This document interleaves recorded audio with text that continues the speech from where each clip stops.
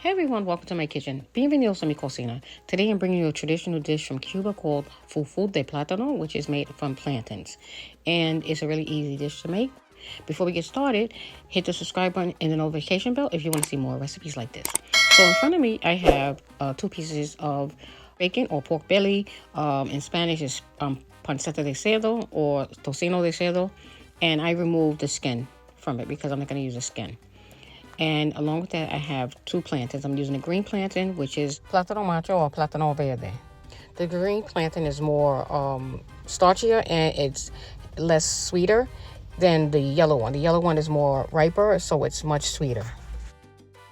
So I'm cutting both of them in half. I'm leaving the skin on.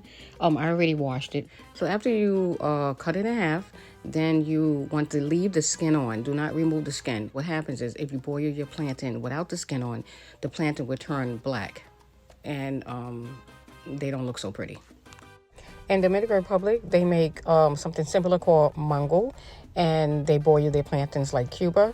And then in Puerto Rico, they fry their plantains, and theirs is called mofongo.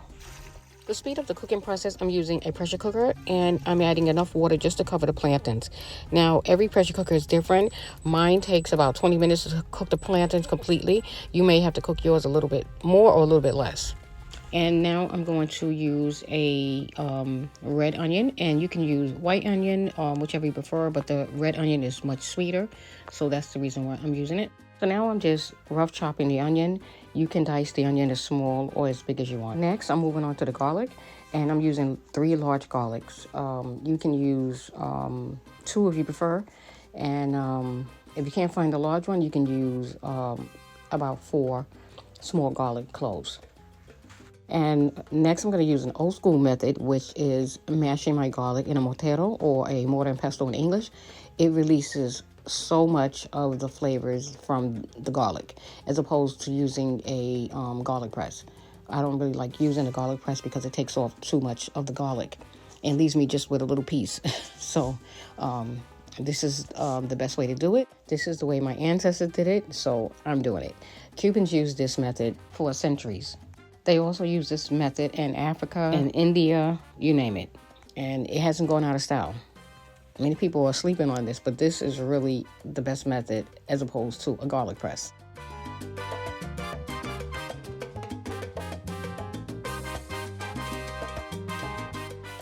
Next, I'm moving on to my panceta de cerdo, pork belly.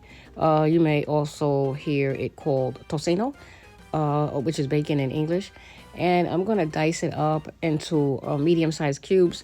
You can dice it as small or as big as you want, but you don't want to cut it too tiny.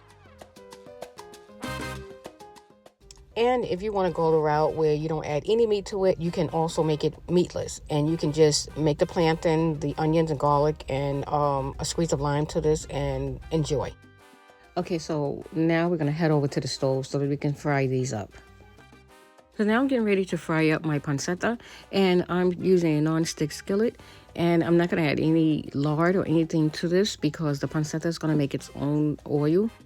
This is a dish that I usually make about once a year. I don't make it more than that because it's fattening, but if I do get a craving for it, I try to add chicken. I try to go the healthier route and add chicken or turkey or something like that, maybe even shrimp. And sometimes beef is used.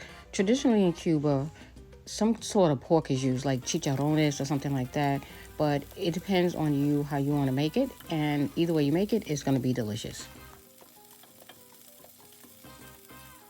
So I'm going to cook this for a little bit longer until it gets golden brown. You don't want to undercook this. You want it to cook it thoroughly because it's pork, and once you get it to where it's crunchy and crispy, then you know it's ready. So now I'm going to drain my panceta on a paper towel and get ready to fry up my onions and garlic in the same oil. Now, if you prefer to go the healthier method, you don't have to use the oil that came from the pork. You can use olive oil and fry up the onions and garlic in that. So now I'm cooking my onions, and I'm going to cook them for about 5 to 6 minutes just to release the flavors from the onions and garlic. I'm going to set it to the side, and then I'm going to go check on my plantains.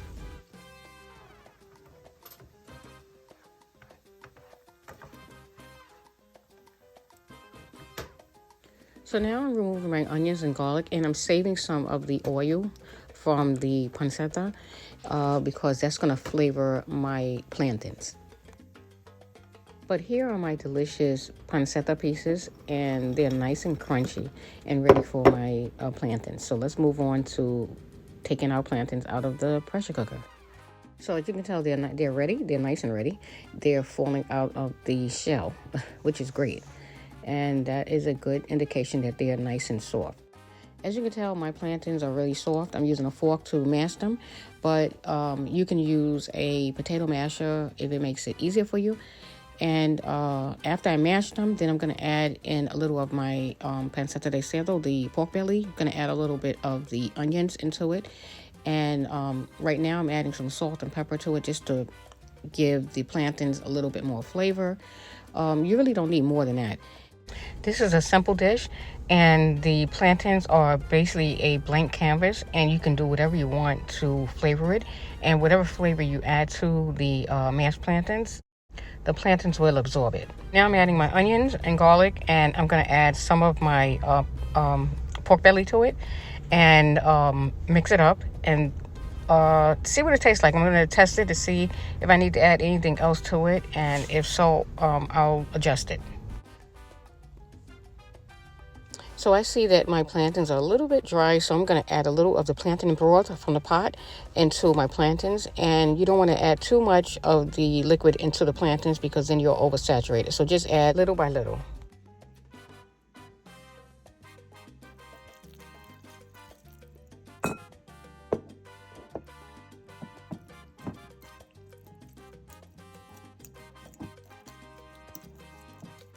And to add a little bit more flavor to this, I'm adding a squeeze of lime to it.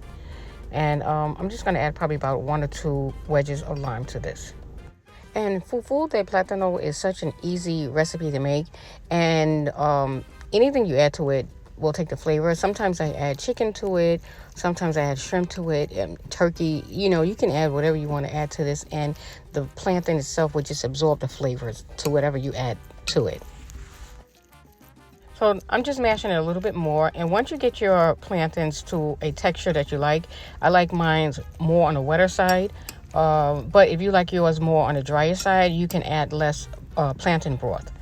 And once you get it to the texture that you like or the consistency that you like, then you can start serving it up.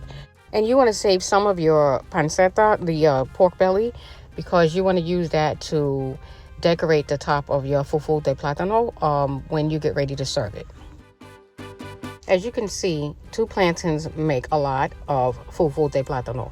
So I can't eat all of this. So what I'm going to do is take some out, put it in a bowl, and serve it.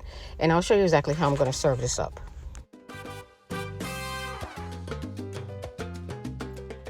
Fufu de plátano goes with absolutely anything. You can use it as a side dish.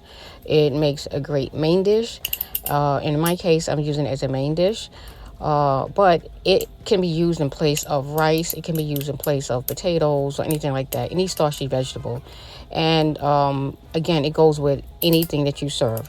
I'm gonna have this as a main dish, so I'm only gonna use just maybe a side of avocado with it, and that's it. You can add egg to this. Sometimes we eat it. We put egg on top of the fufu, and it's called a lo caballo. And either way you eat it, it's delicious. So now I'm going to top it with my onions and garlic, and then I'm going to add a little pancetta on top of it, and it's going to be really delicious.